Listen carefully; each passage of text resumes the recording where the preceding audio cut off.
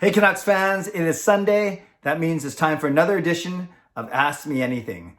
I'm Clay Emo. I'm at Canuck Clay on Twitter. I'm at Clayton Emo on Instagram. I'm the founder of the GLCPC, the Good Looking Canucks Positivity Club. This is my Canucks take, all in one take. It's Clay's Canucks commentary for Sunday, October the 25th. This is where we get Canucks insight that's positive and timely.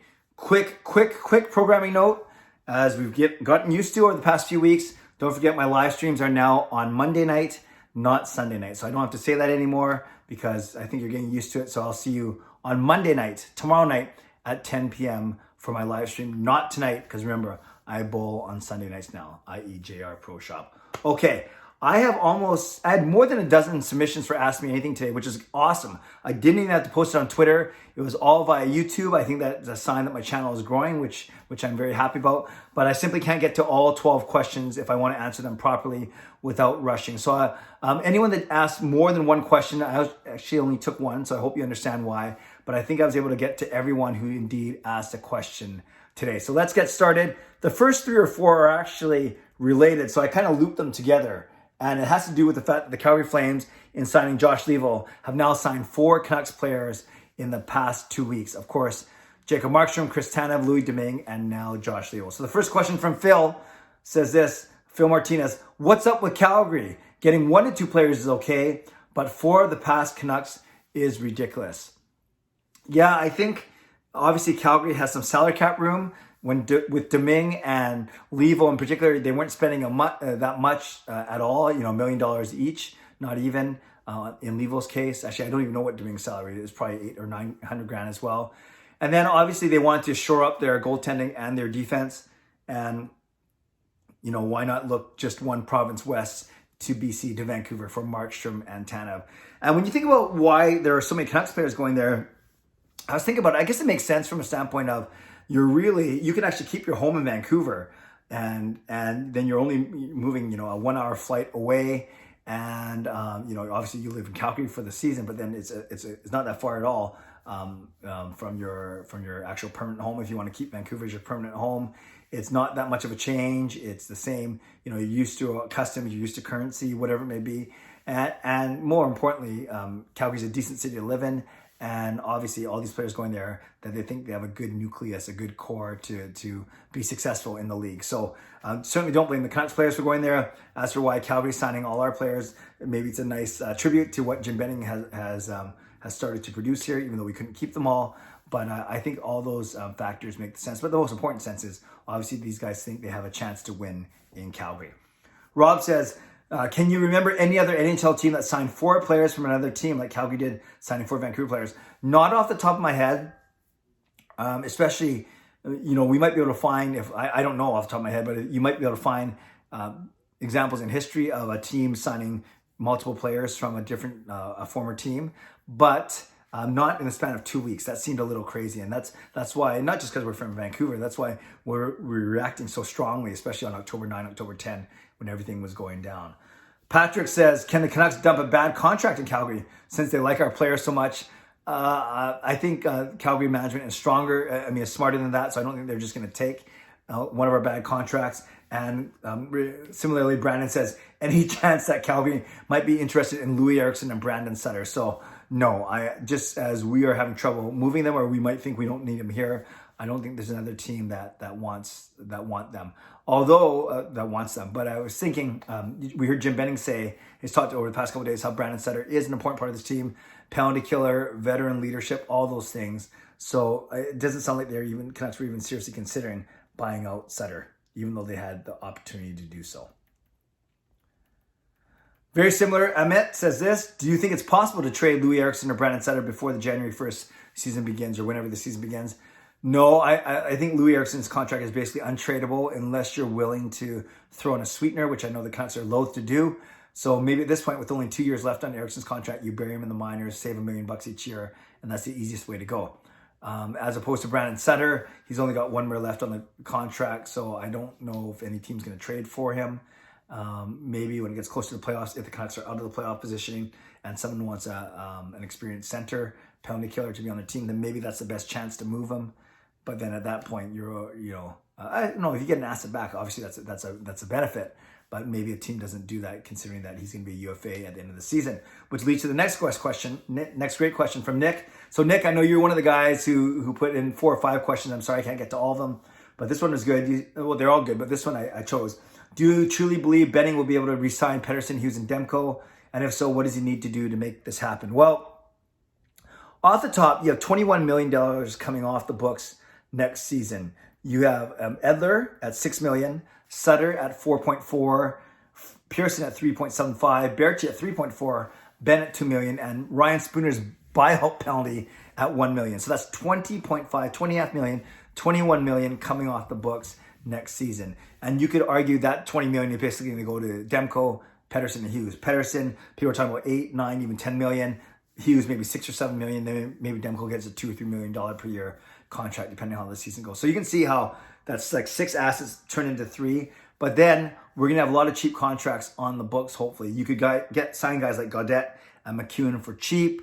Then we know that Podkolzin, Höglander, if these guys are on the team, Lind, Rafferty, Rathbone, they're all gonna be Yolevi. They're all gonna be on entry-level contracts, so $900,000 a year. So you can save a lot of money there. We could have up to 6 players on entry-level deals, which would be massive, and that will help us sign Pettersson, Hughes, and Demko. So I don't think they have to do a lot of clearing of cap space. Naturally, those guys are going to come off the books. Now we're going to want some guys back to replace them.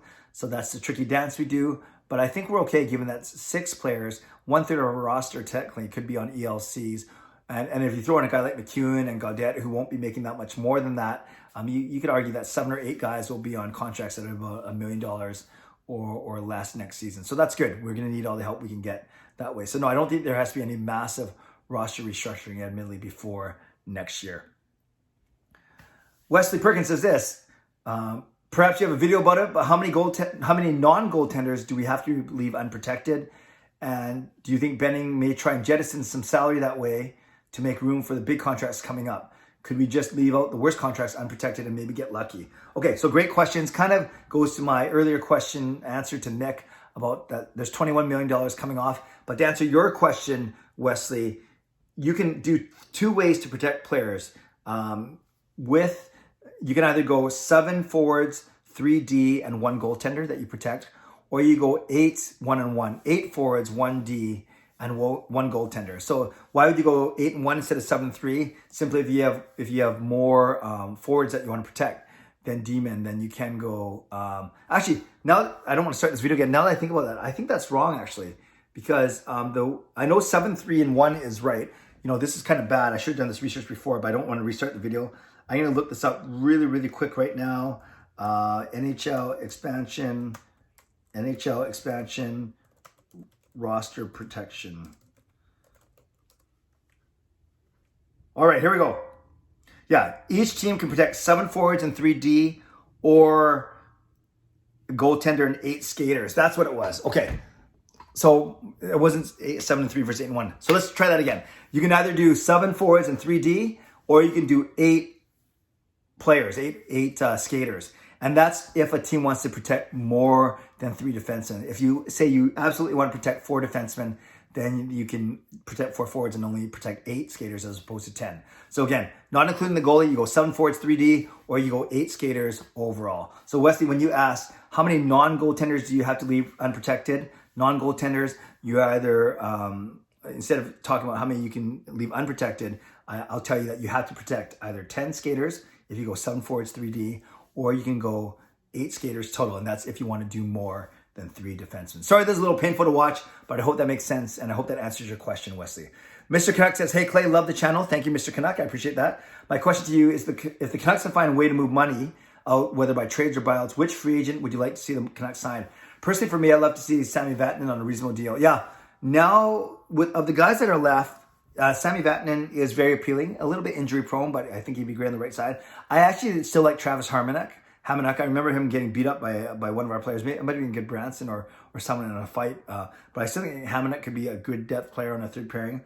Mike Hoffman intrigues me, attitude notwithstanding, because he can bring a lot of goal scoring. And Anthony Duclair, I think, could be a good fit on our team. So those are the 4 guys I look at: Vatanen, Hamonic, Hoffman, and Duclair.